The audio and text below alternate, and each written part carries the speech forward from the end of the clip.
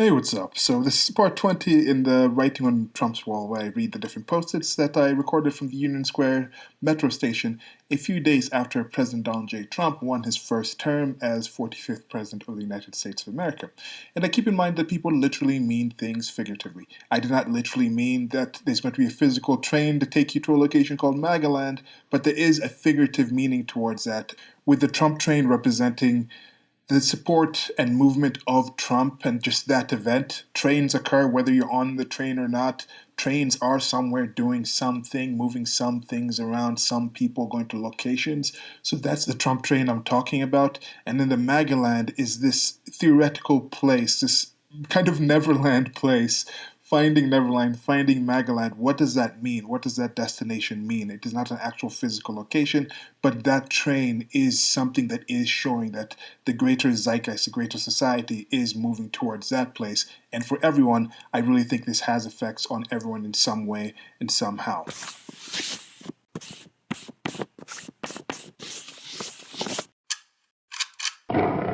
So, where has that taken me to? That has taken me to several places so far. Now we're getting on to, I think, the second leg of the Trump train, at least the second primary leg. What's going to happen after the Trump train stops, which I think is going to stop in 2024, the official movement of the Trump train itself? There will be some different events, whether we see if society has moved towards Magaland or not. From that, if you haven't been watching the series, welcome. But those who have, you can tell that I am somebody who does think President Donald J. Trump will win his second term in 2020 coming up. There's quite a few interesting things going on right now besides the pandemic. Some of them are related to the pandemic. There's rumblings about China actually posturing up for war with the West. Now, whether that war will happen, I don't think it will actually be a hot war, but there is some kind of, there's going to be an effect of the fallout of what's happened from this. There was talks of China having been, let's say, less than honest to outright duplicitous about all things related to this current pandemic, the start of it, the actual process of it going on, what's been happening since. I have many questions about this, but since Trump came out to say that he was not really buying that narrative of the bat, there's a lot of people in the media who are just Orange Man bad, so they had to come out against that, and then now there's a Five Eyes Only report that leaked, and the Five Eyes Only is 5 different countries, their intelligence agencies come together, and it says some questionable behavior that I have talked about before. And I don't think this was malicious things. I just have little to no trust in states as is, in the best sorts of states. And then when you talk about something like an authoritarian, totalitarian, fascist, communist type of whatever China is right now, I have far less actual trust in their ability to actually do anything. So I think this is going to turn out to just be something that they bumbled. From what we're seeing, it's going towards that. But personally, if this was something that was in a lab, first of all, something doesn't have to be actually human engineered for it to be in a lab, but for it being in a lab makes me think there would be a lot more information about it. So this gives greater humanity a head start on actually combating the potential harms of this, than rather than having to discover it from anew. So there could be some extra information there that could be a positive.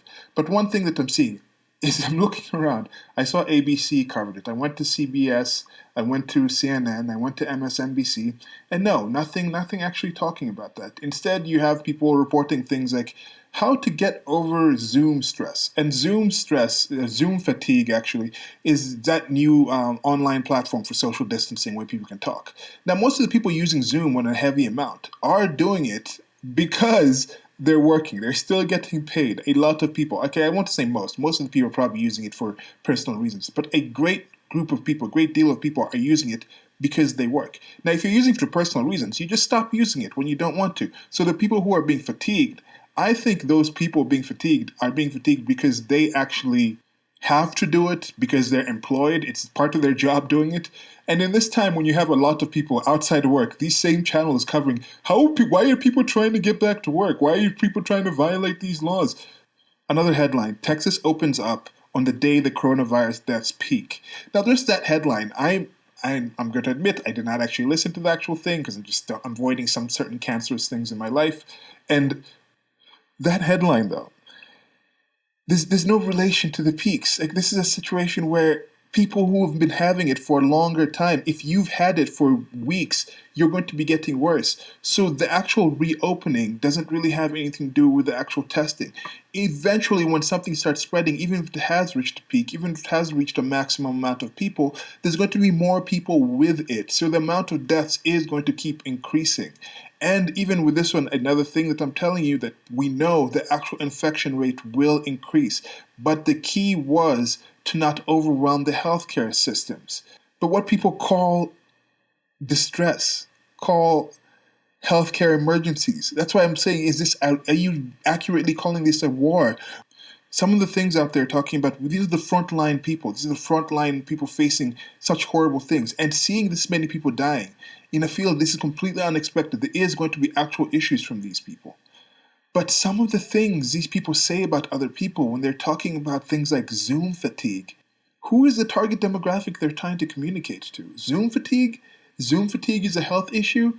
You bring that up as something when people are like, hey, you can still make money. You're getting fatigued in Zoom. This is just how you do it. When supposedly it's so horrific that people shouldn't go outside. If it's so horrific people shouldn't go outside, then just deal with the fatigue. It's not even fatigue. Just deal with it. Deal with it. So that's it for current affairs update. There's going to be a lot of other things going on. I've got a couple of videos set up. I'm going to keep talking on those and release them on the channel. So subscribe if you're not subscribed to this channel. There's a lot more I could talk about, but I have done that in separate videos in separate locations, and things come to me and I post things up. But anyway, let me get to the post-its. Okay, the first one. Better together, stay golden. I think there's a heart there as well. Now this one, I think it's general, where people have the general idea that people are better together in groups, and this might be a play on the "stronger together" quote or "stronger together" slogan that Hillary Clinton was using. And speaking of Hillary Clinton, there is a chance of the swoop coming in. Choo choo choo swoop. She's going to swoop in. I have for some time thought this would be funny just for the lulz, just to see Hillary Clinton take another L. But with the situations around presumptive nominee Joe Biden, there's actual talks and reports from other mainstream sources about different plans. Like Joe Biden can pick Hillary Clinton as the vice president nominee, then step down, or after he wins the actual nomination at the DNC, at the Democratic National Convention, he can then step down, and at that point, the Democratic National, I keep forgetting what this term is when I say convention, but when I'm using it in this way, but the Democratic National Committee can then pick, do you say committee or committee? Anyway, then they could pick someone like Hillary Clinton. Well, with the Better Together thing, that's also being tested right now. Are people really coming together in this pandemic? Some of the people who are being limited at home. There's another really funny video. I was just like, no, I can't believe. I saw somebody responding to this video by this Muslim channel. And wait, let me say that right. Muslim. There's a certain way that certain people say it. Well, she was responding and talking about how with the pandemic, society has become more towards the Islamic way of living. And there were just some crazy things she was saying in there. I'm not surprised people say this. I mean, people do believe some odd things, and people do have ways to rationalize that. But she was talking about how families are spending more time together. But accurately, are people really spending that much more time together? There might be stay-at-home rules and things like this, guidelines where people are being kept at home, but who is at home? What is the sort of staying at home? If you stay at home in a multi-generational home, then you have kids who are probably not going to get it. Then you have the older people in that same house. Or do you have a situation where people aren't necessarily together in that way? There's a lot of old folk care homes and things like that that have been locked off. These people are not together with people. Are people saying, oh, it's better to be together in the hospitals, together with all these people on these so-called front lines, the stress and the things that they're going through? They're not allowed to see their families out of danger, out of the risk and worry of actually infecting other people. Is that better together? Have people come together? Is there a rise in domestic violence like you're seeing in certain places? I don't know. So some of these things, it depends on how you come together, what you come together over. I think that is a lot more key than just being together. Being forced together is as often as not a positive thing. But I'm going to lean towards thinking this is just somebody who came by and just said, hey, there's a lot of division right now in the country. People are anti-Trump. Some people are like, aha, you guys lost. It's good to come together, and I think that would be better for people. And I think that is a positive thing. When people choose to come together, stay golden. They can add the golden rule here, and that is to treat others in a way that you yourself would want to be treated. But I think a key here is treat others. You do it directly. When you start going many steps apart, it is a bit difficult when you get in that kind of area. I saw a comment in another video that I was watching talking about how the government is not giving us what we need, instead it's giving us what we want. And it seemed a bit dicey there. It's how do you know, how are they supposed to know what you need? And why don't you actually want what you need? Why don't you personally know what you actually need in order to actually say that's what you want? And I think that person figuratively meant that they think they know what other people need, at least for sure, the greater good, the greater society. They are sure they know what they need. So they want the government to go out there and make it so, despite what anybody else might think they need or say that they want, which is a very dicey thing. That's why some of these better together things make me suspicious with the collectivist root that it comes from. Now, one last thing on how people define certain terms, like with together here. I saw something with the United Nations Secretary General coming out and decrying that the world did not come together in order to combat this pandemic. Yet you talk to this Muslim lady and she thinks, yes, this is coming together in an Islamic sort of way. Now, I disagree with both of them, both on Islam being a way of bringing togetherness, or in the United Nations being a sort of institution that can bring people together in a way that would be better for combating a pandemic like what's going on. Okay, next post-it. This one is, you are loved, with a nice little exclamation mark with a heart as the dot. That's kind of nice. Now on to the thing. If you've been following this series, just me in general, you know I have issues with just the term of the use love, because, okay, who is this? I don't, if I went to this post-it wall, and I just saw you are hated, I would not feel personally anything from it. Right now, maybe in a different time in my life, I might have taken that and it might have sparked some things about my personal life outside of just thinking like, what does that mean? Just like this right now, I'm like, what does that mean? Because I can't go to this wall and just have a random post there, oh, you are loved. Okay, maybe I'm not loved. Maybe I haven't done anything to earn the love. Who loves me? What sort of way do they love me? How are they defining that love? If it's just a random thing, it comes from nowhere. Both negative and positive things that come from people I have no idea who they are or value their opinions. Someone might be a horrible person. This could be a horrible person. This could be literally the re-embodiment of literally that one Austrian guy with a mustache that was there back in the early 1900s, starting this whole war situation all over the world. Would you want to be loved by that person? And yeah, I guess that person did love people in his own way. But his definition of love and being loved by a being like that, would that make you question who you are? Now, this could have been somebody just saying, you are loved. Donald Trump says he loves Americans. If you're American, he loves the world, loves this. You are loved. So bring down some of the anger and worry that you might think. You actually are loved. Or it might be, hey, despite all these things in the world that seem to be bad, you have people in your life that are actually caring and loving for you. However they define love, they believe that towards you. So remember that.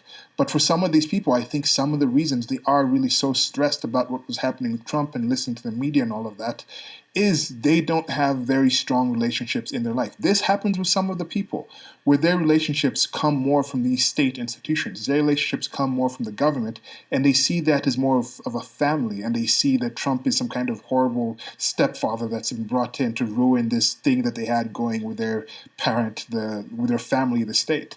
So for some of those people, I can see where it comes from. But hey, I'd like people to rethink what love is and keep more of a mind with that, because I don't think this person would define love in the same way that I would, because I would not post it up there. Now on to the last one for today. Love is blind. And this goes in with the previous one that I was discussing. The way I define love, and in this context, I think it is especially towards the love between people, between human beings, between sentient beings. I think this is the love that they're speaking about. And in this case, my closest current definition, summarization of how I approach that is your involuntary reaction to virtue in somebody else if you yourself are virtuous. So you have to get to know yourself personally, and then you can fall in love with another person that has those things that you consider to be valuable. So this blindness in this, there might be some involuntary action here where I don't think you choose to believe something. You either have enough information and you believe it's true. I don't necessarily choose to fall in love with somebody if they show me, if they make me, if they display the actual virtues. I think that could be something where I kind of just fall into love with them. But once I see them, it's not blind that I can't actually see them. I need to see those things first. And after I've seen them, if I find out that these things are false, if I find out that, oh, that was a false thing, I will fall out of love with them. I will start reducing my actual connection to this person. I don't think you get in a situation where when you love somebody, you hold them to lower standards. No, for me, I would hold that person to even higher standards. And then if there are some things happen, I get being committed in a certain relationship and you're like, oh wow, I've invested so much time and this turns out to be someone else. But even if you remain in the relationship, does not necessarily mean that that emotion of love is still the same. You can be in a relationship, you can remain in a location that you're not in love with. People are in jobs, people are in houses, people are in teams and all sorts of other situations where they feel some kind of dedication and they have come to a very accurate and reasonable understanding that staying in this actual location, maintaining this actual relationship, maintaining this actual community is worthwhile, even though I don't love it here, even though I don't think it's the best place in the world. I can imagine being in a better situation, but for now, for various reasons, I will stay here. And that is, I think, why some people stick through some of the things that they don't really consider to be a loving relationship. Now, how many people actually do have enough self-knowledge to actually know what they consider to be virtues to be in a situation where they can actually identify this in other people? I think a lot fewer than trying to think of a good term here. I don't want to say it should be or it could be. I think it's fewer than it could be, but not should be. Because should be, I'm looking at historically how most people have been coming into relationships. This whole idea that we can actually go out and choose our partners in the way that many people who are listening to this video can is a lot newer than it was in the past. There's been a lot more restrictions, whether it's just a simple restriction like you only meet 50 people, 50 eligible people by the time you become in the age where you're going to get married in your culture and you just have that in mind. So you get to a certain age and then there's maybe from those 50 people that you met, 5 people that are realistically in there. And then they get chosen in different ways, whether it's being picked by your parents, them being compatible, them having the right monetary locations, them not having been picked by somebody else. There's things that made it rather limited. Now we have a vaster range of options and going through the different courting processes. And that is resulting in a transition period where people are testing things out and discovering the rules of this new dynamic, it's kind of a game, this new reality that we're living in for a lot of people, that hey, I can actually choose to be with this person, I can actually leave this person if it doesn't work out, I can actually pick somebody else at this time, it's not so constrained with these things.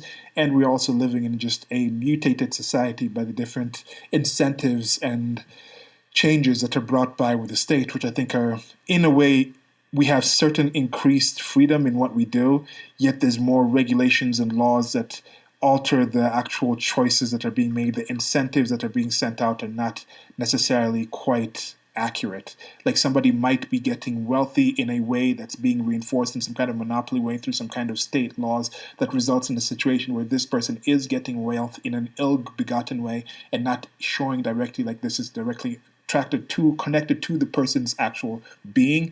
And then it turns out that you get to this person, you get to know this person, like, wow, they just happen to make this not because they're actually very capable at this, but because this is a protected group and they're actually personally not that good of a person because they realize the situation that they're working under and they're okay with all the ins and outs and horrible things that are going on there. It's a tough thing.